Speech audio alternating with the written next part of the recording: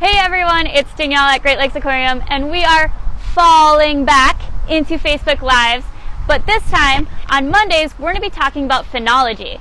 And one of the best things about phenology is we can see these changes happening all the time. So these are changes that happen in nature on a seasonal basis. So today, we're going to talk a little bit more about one of my favorite things in one of my favorite seasons, which is fall. Fall's great. There's apples and pumpkin spice and cooler weather. But the most perfect thing about fall is the changing leaves. So we can see all sorts of colors on our trees. We're very close to peak leaf season. So that means most of the trees are showing color.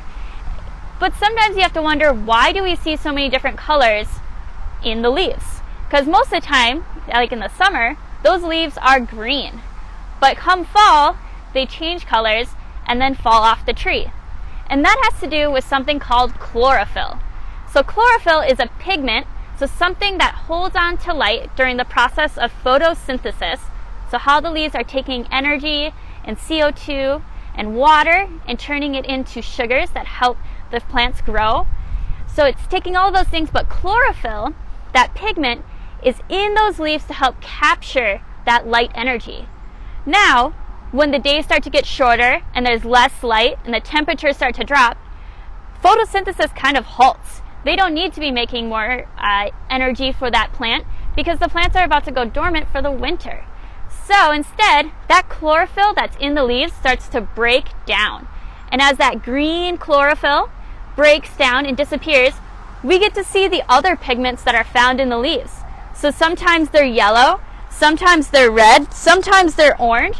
It all depends on the pigments located in those leaves. So that's also why we see different pigments in different trees. Some trees turn straight brown too, and that's because there's so many pigments.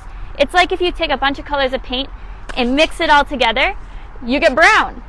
That's exactly what's happening inside these leaves when that chlorophyll breaks down and disappears to let those other colors shine.